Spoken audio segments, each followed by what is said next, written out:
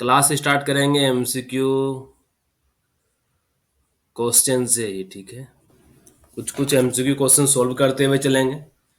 सभी का आंसर है, सभी को पता होना चाहिए।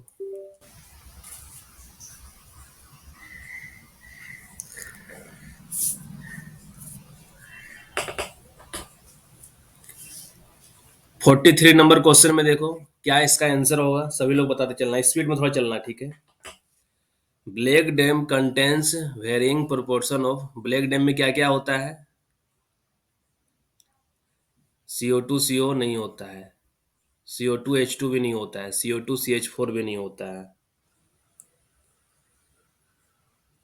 CO2 N2 होता है। मतलब एक्सेस ऑफ CO2, अगर एग्जैक्ट लिखना चाहिए तो इसको excess of CO2 plus N2।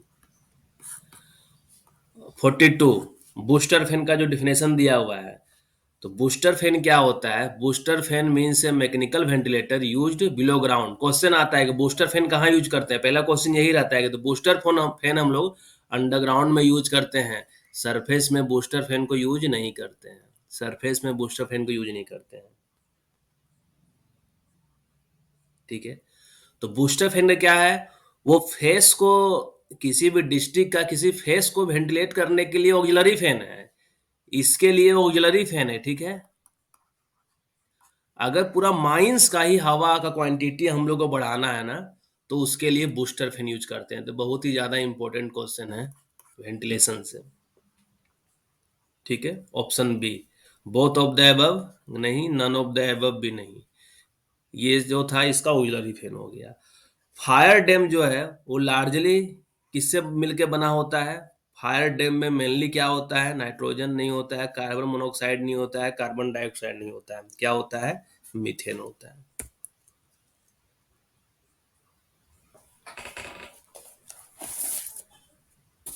46 number question देखो।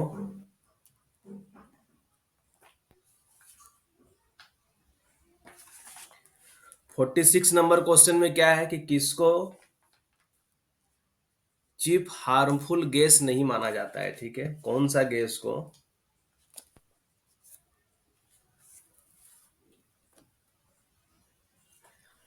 सीओ तो हार्मफुल गैस है यार, सीओ को तो, CH4 भी क्या है? इन्फ्लामेबल है। CO2 भी क्या है? CO2 का परसेंटेज अगर ज्यादा रहेगा तो ऑक्सीजन कम कर देगा। तो ये जो SO2 है ना, 46 का डी, 46 का डी,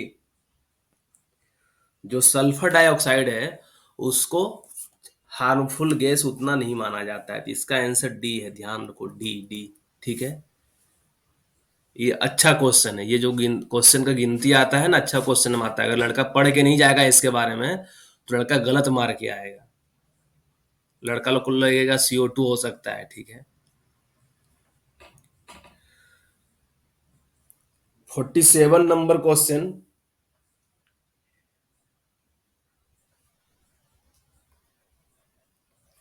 क्या है कि इन ए डिप्लीटिंग परसेंटेज ऑफ ऑक्सीजन, कि ऑक्सीजन का परसेंटेज क्या हो रहा है? धीरे धीरे घट रहा है, घट रहा है। तो person suffer in different degree, at what percentage person will face instant loss of sense. मतलब कितना परसेंटेज हो जाएगा ऑक्सीजन का, मतलब लिमिट, मतलब कितना से डिक्रीज कर जाएगा या कितना लेवल तक आ जाएगा कि अचानक से जो है ना इंस्टेंट लॉस हो जाएगा सेंस का, मतलब सोचने समझने के क्षमता खत्म कर देगा। तो कितना परसेंट ऑक्सीजन पे वो होता है?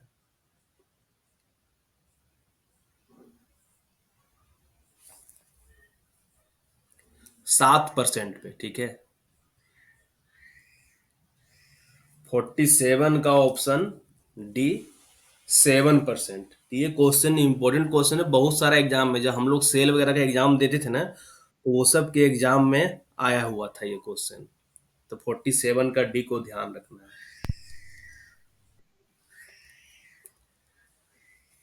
48 नंबर क्वेश्चन में देखो क्या है। मतलब देखो क्या बोलता है कि 19% से ऑक्सीजन कम नहीं होना चाहिए, लेकिन आदमी लोग क्या है कि 7% ऑक्सीजन पे भी धीरे धीरे क्या ऑक्सीजन का परसेंटेज कम होते जाएगा तो आदमी थोड़ा डिस्कम्फर्ट फील करने लगेगा। जब 7% से भी अगर नीचे जाने लगेगा तो इंस्टेंट लॉस ऑफ सेंस हो जाएगा। मतलब सोचने समझने की शक्ति पूरा खत्म, बर्बाद। 48 नंबर, स्पॉन्टेनियस हीटिंग। आज हम लोग पढ़ेंगे डिटेल में कि स्पॉन्टेनियस हीटिंग जब माइंस में होता है, या which of the following gas is introduced in goaf to combat or as a measure against fire or spontaneous heating. मतलब कहीं आग लग गया, कहीं स्पॉन्टेनियस हीटिंग हो गया है, तो उस सबको बोलते हैं ना, किस मतलब किसके थ्रू हम लोग कॉम्बैट करते हैं, बुझाने की कोशिश करते हैं। हाँ, क्या हो गया? बैच कोड नहीं, जाओ क्लास में, जाओ ना, जो कोर्स लिए हो ना, कोर्स को ओपन करो, एमसीएल डब्ल्यूसीएल क्रैश कोर्स, ठीक है। स्टोर में जाकर, स्टोर में भी नहीं, होम में जाकर, ठीक है। अभी क्लास चल रहा है, अगर नहीं हो पाएगा तो फिर क्लास के बाद, हाँ, तो क्लास को ज्वाइन कर लो। दिख रहा है क्लास? तो ज्वाइन कर लो।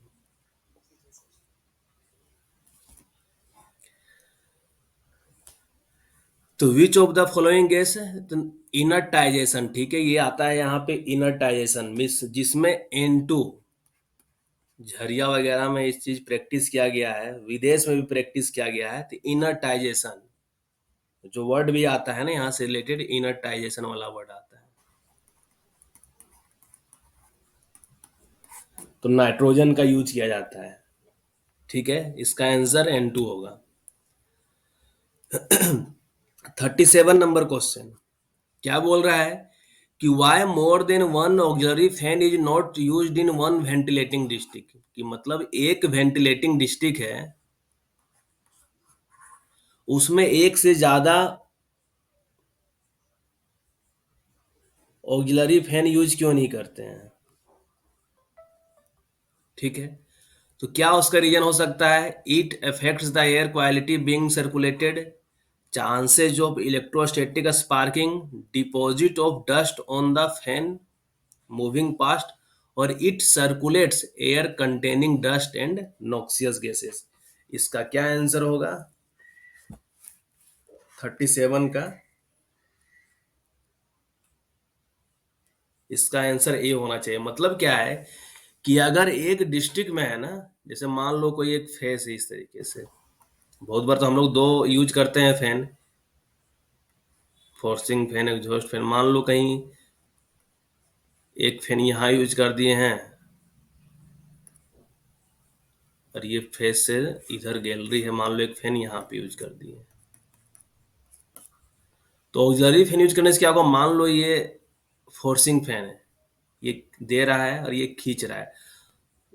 या अगर मान लो दो यूज करेंगे, या मान लो एक से ज्यादा अगर यूज करेंगे, तो उस केस में क्या दिक्कत हो सकता है कि जो डस्ट वाला जो एयर है ना, it recirculate air containing dust and noxious gases. मतलब मान लो ये फेस को वेंटिलेट किया है, फेस को वेंटिलेट करके जब निकल रहा है हवा, तो क्या होगा उस केस में? ये खींच लेगा कौन सा, जो डस्ट वाला एयर है, नॉक्सियस गैसेस जो फैन फेस से निकल रहा है उसको फैन खींच लेगा। तो इसलिए बोला जाता है कि उस केस में एक ही ऑक्सिलरी फैन यूज करना चाहिए। 38 नंबर क्वेश्चन बहुत ही अच्छा क्वेश्चन है। ये क्वेश्चन का अगर किसी को आंसर समझ में आ रहा है तो बताओ कैसे सोल्व होगा ये क्वेश्चन। क्या बोला है कि what should be the minimum quantity of air to be circulated along longwall face at its maximum span of 6 metre.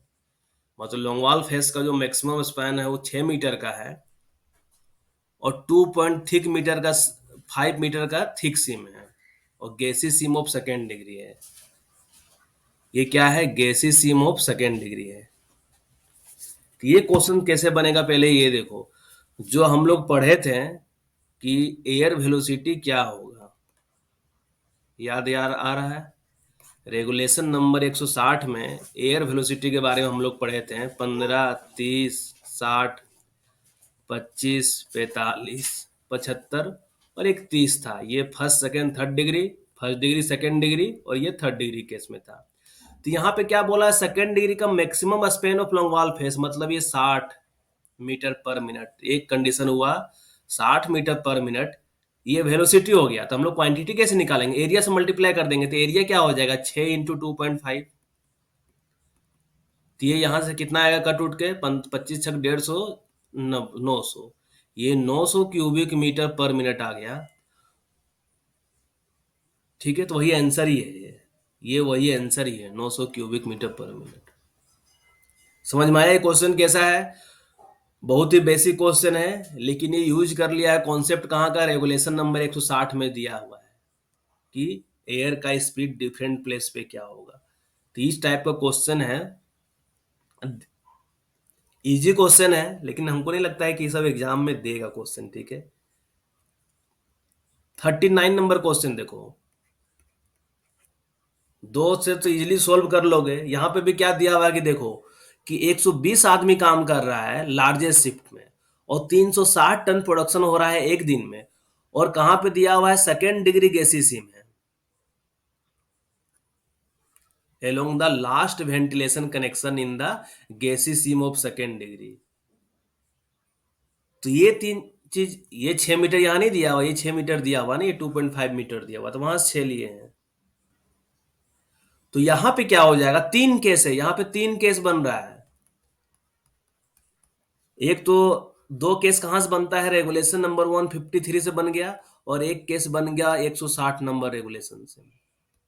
तो 160 नंबर रेगुलेशन के तहत क्या है कि first degree, second degree, third degree में immediate outbye ventilation connection from the face में air velocity क्या रहेगा, 30 मीटर पर मिनट। ये 30। और हम लोग क्या जानते हैं, क्वांटिटी क्या होता है, एरिया इनटू वेलोसिटी होता है। तो भी तो लिख दिए, अब एरिया क्या हो जाएगा, एरिया के लिए 4.2 और 3 दिया हुआ है, 4.2 इंटू 3 दिया हुआ है। अब यहाँ पे आ जाते हैं आदमी के अनुसार, यहाँ सभी को पता है 120 इंटू 6। कोयला के अनुसार 360 इंटू 2.5। तीनों में जो ज्यादा होगा इतना हवा हम लोग माइंस में भेजेंगे। तीनों में जो ज्यादा होगा इतना हवा हम लोग माइंस में भेजेंगे। ये कट गया, कितना हो जाएगा, 132 दिया, तीन, 132 है, तीन दूना 6 और तीन चक 12, 126।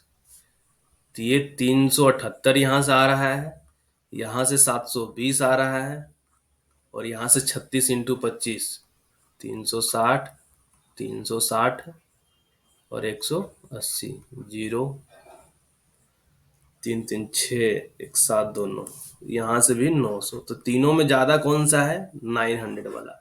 तो 900 क्यूबिक मीटर पर मिनट।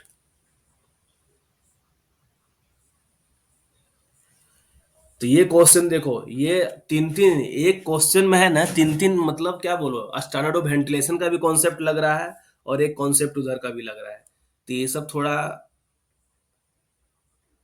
लेवल, थोड़ा हाई लेवल है, लेकिन बहुत इजी क्वेश्चन है। क्या है, लेवल हाई है, लगता है कि बहुत हाई लेवल का क्वेश्चन है, लेकिन क्वेश्चन क्या है, बहुत इजी क्वेश्चन है। कि लड़का लोग को तुरंत दिमाग में स्ट्राइक करना है कि ये कंडीशन क्या दिया हुआ है, एक कंडीशन यहाँ वाला, ये 153 नंबर वाला, ये दो कंडीशन के अनुसार तो बहुत ही ज्यादा इंपॉर्टेंट है, जो हम लोग का स्टैंडर्ड ऑफ वेंटिलेशन में भी न्यूमेरिकल सोल्व किए हुए थे। लेकिन ये एक मिक्स कर दिया है थोड़ा क्वेश्चन को डिफिकल्ट लेवल पे ले जाने के लिए। इसका तुम लोग सोल्व करके बताओ, 14 नंबर क्वेश्चन सोल्व करके बताओ।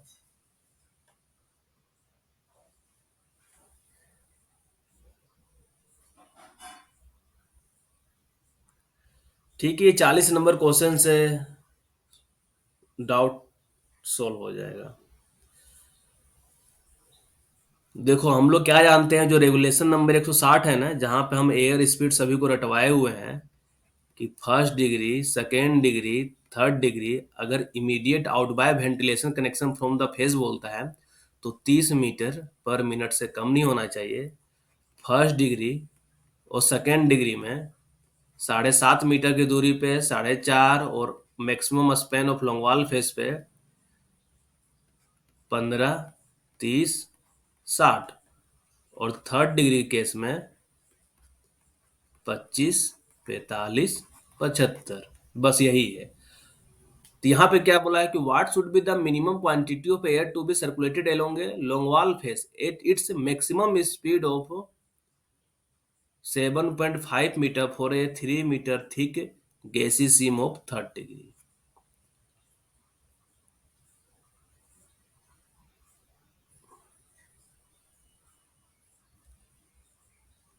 क्या हो जाएगा इसका, कि थर्ड डिग्री का केस बोल दिया है, कहाँ पे बोल रहा है, एलोंग लोंगवाल फेस, तो लोंगवाल फेस पे तो यही है ना, 3rd degree. Eight its maximum speed of 7 एक मिनट, ये 7.5 प्लॉट तो डाटा नहीं है ना। What should be the minimum quantity of air to be circulated along a longwall face at its maximum speed of 7.5 metre for a 3 metre thick gassy seam of 3rd degree. क्या answer आ रहा है इसका, check करो तो।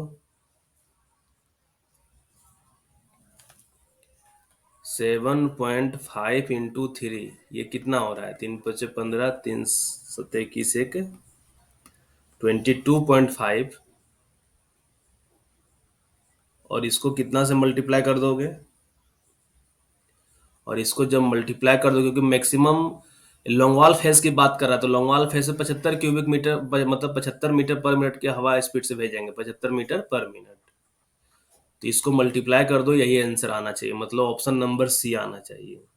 ठीक है, option number 1687.5। बोल सकते हैं 50-50 वाला चांस है सब क्वेश्चन का। ठीक है, आज तक कभी नहीं आया है इतिहास में माइनिंग से हजार के, लेकिन अब नया नया आ रहा है, तो हो सकता है आ जाए। क्वेश्चन इजी है, तो समझ के रख लो बस। और ये एनसीडे बुक में दिया हुआ है, हमको लग रहा है कि एनसीडे बुक अच्छा बुक है। ठीक है,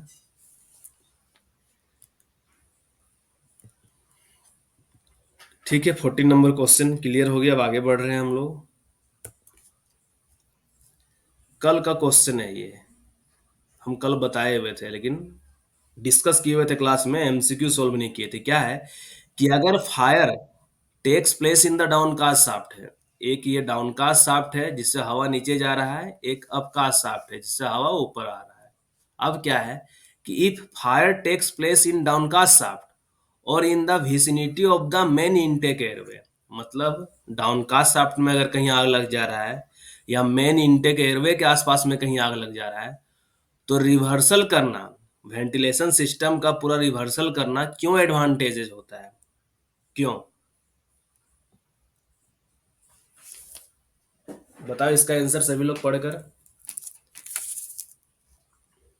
एक option all of the above भी दे दिया है यहाँ पे। लड़का लोग ऑल ऑफ द एबव से भी बहुत लड़का लोग कंफ्यूज कर सकता है, वो कंफ्यूजन के लिए दिया हुआ है, हो सकता है। रीजन क्या है, एग्जैक्ट रीजन क्या है, देखो ऑल ऑफ द एबव देख के नहीं टिक कर देना है। ठीक है, it prevents the smoke and fumes from reaching the working face. हाँ, अगर रिवर्सल कर देंगे, मतलब रिवर्सल में क्या हो जाएगा, ये अपकास्ट हो जाएगा, ये डाउनकास्ट हो जाएगा। पहला पॉइंट सही बोल रहा है। It result in opening the separation door between downcast and upcast shaft. ठीक है, it may cause movement of large volume of gases from goaf and all working to many intake airway. ठीक है, तो देखो यहाँ पे क्वेश्चन में क्या बोला जा रहा है। ठीक है ना, क्वेश्चन में क्या बोल रहा है कि एडवांटेज क्या होगा, ये तो ठीक, ये क्या हो गया, डिमेरिट हो गया। ये जो पॉइंट दिया हुआ है, ये जो पॉइंट दिया हुआ क्या हो गया, ये डिमेरिट हो गया उसका, कि अगर हम लोग रिवर्सल करते हैं तो ये उसका डिसएडवांटेजेज है। एडवांटेज नहीं, एडवांटेज सिर्फ क्या है कि ऑप्शन नंबर ए, कि स्मोक और जो फ्यूम्स रहेगा ना, वो जो आग लगा हुआ है उसके कारण वो वर्किंग फेस पे नहीं पहुंचेगा। बाकी रिवर्सल करने से ये दोनों भी चीज होगा, रिवर्सल करने से ये भी दोनों चीज होगा, लेकिन क्या होगा, वो डिसएडवांटेज हो जाता है रिवर्सल का। क्या होता है, वो रिवर्सल का डिसएडवांटेज होता है। तो इसलिए इसका ऑप्शन नंबर ए सही है। ठीक है, ध्यान रखना इस चीज को। देखो कल ये दोनों क्वेश्चन देख रहे हो, 12 और 56 नंबर कल क्वेश्चन, जो कल हम 12 नंबर क्वेश्चन डिस्कस किए हुए थे, और एक 56 नंबर क्वेश्चन देखो क्या दिया हुआ है कि what does the CH4 produce when Burns in air. बताया था कि जब CH4 हवा में जलेगा तो CO2 + H2O प्रोड्यूस करेगा। ऑक्सीजन यहाँ पे कितना है, 2 है, हाइड्रोजन 4 है, ऑक्सीजन यहाँ पे 2 कर दिए, हो गया बैलेंस। अब यहाँ पे भी क्या बोल रहा है कि देखो ये जो जलता है ना, यहाँ पे burning of methane with a blue flame producing A and B gas, तो दोनों का ऑप्शन वही है, मतलब दोनों क्वेश्चन सेम क्वेश्चन है। कि मीथेन अगर ब्लू फ्लेम के साथ जल रहा है, मतलब क्या हो रहा है, मीथेन जलेगा क्यों, ऑक्सीजन मिलेगा तो जलेगा। तो रिजल्ट सेम है, रिजल्ट क्या है, सेम है। वो 2 मोल है, ये बैलेंस करके नहीं दिखाया है, रिजल्ट सेम है, CO2 प्लस, मतलब ये दोनों में एक क्वेश्चन रहने का चांस है, ध्यान देना, ठीक है। कुछ भी क्वेश्चन पूछे, CO2 प्लस H2O वाला टिक करना है। 57 नंबर क्वेश्चन देखो, जो leg on ignition in terms of ignition of methane जो होता है वो किस कारण से होता है, जो लेग ऑन इग्निशन होता है क्या होता है वो, क्या it takes the time of absorption of nitrogen, nitrogen का कोई मतलब ही नहीं है, वहां पे नाइट्रोजन का कोई मतलब ही नहीं है। दोनों ऑप्शन सेम दिया हुआ है, एक एब्जॉर्प्शन होगा तो एक एब्जॉर्प्शन कुछ लिखना चाहिए था। It depends on its maximum saturation, नहीं, it starts dissociating and burns only after absorbing a certain quantity of heat, मतलब क्या, कुछ था ना कल इग्निशन टेम्परेचर हम क्या बताए थे, कि इग्निशन टेम्परेचर बताए हुए थे, कम से कम कुछ क्वांटिटी ऑफ हीट वो एब्जॉर्ब करेगा, गर्म होगा, उसके बाद वो जलना स्टार्ट होगा। तो जो टाइम बीतता है दोनों के बीच में वो लेगोन इग्निशन कहलाता है। तो वही है यहाँ पे, कि मतलब वो टाइम, लेगोन इग्निशन क्या हो गया, कि जितना टाइम एक तरीके से ले रहा है हीट को एब्जॉर्ब करके वो उसके बाद जलने में, तो यही हो जाएगा ऑप्शन नंबर सी। बहुत ही ज्यादा इंपॉर्टेंट क्वेश्चन है।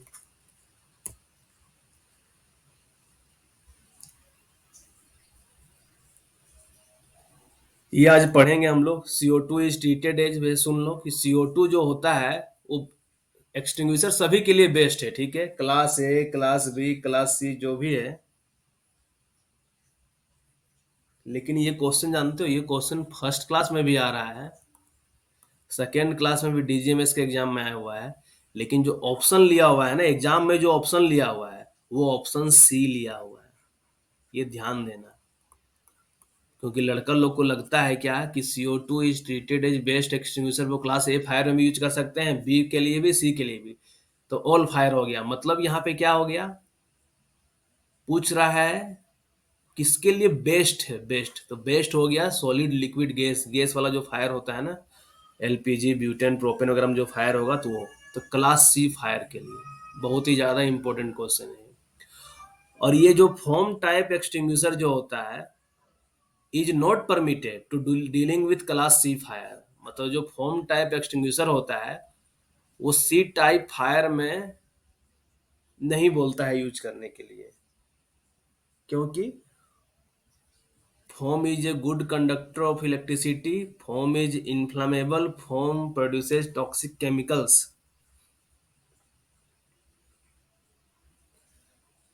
मान लो अगर क्लास ई फायर दिया हुआ रहता ना, यहाँ पे क्लास ई फायर दिया हुआ रहता तो बोलते कि हाँ फोम क्योंकि गुड कंडक्टर ऑफ इलेक्ट्रिसिटी है इसलिए नहीं करना है। तो फोम सी में क्या है, गैसियस वाला फायर है, तो गैस वाला फायर में फोम यूज करेंगे तो उसका क्या डिसएडवांटेज होगा।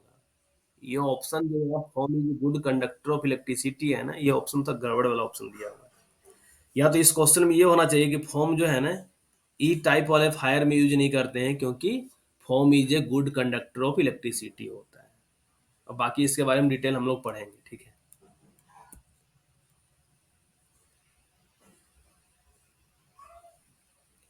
54 नंबर क्वेश्चन बताओ, 53 तो अभी नहीं बताएंगे हम।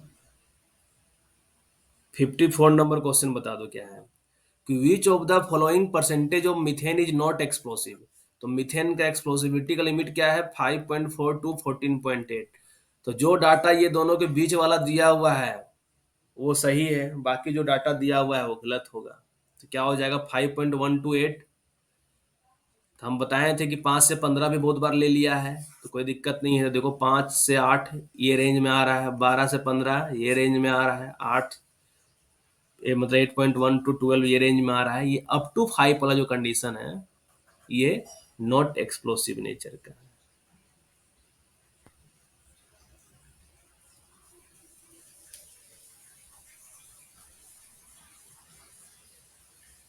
ठीक है।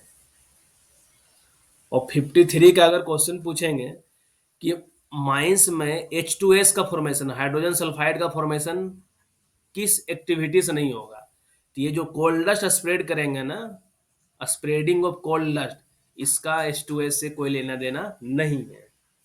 तो मतलब क्या? विकास कुमार क्या बोल रहे हो? ऑप्शन डी होगा, ऑप्शन ए होगा, A option A, D option नहीं।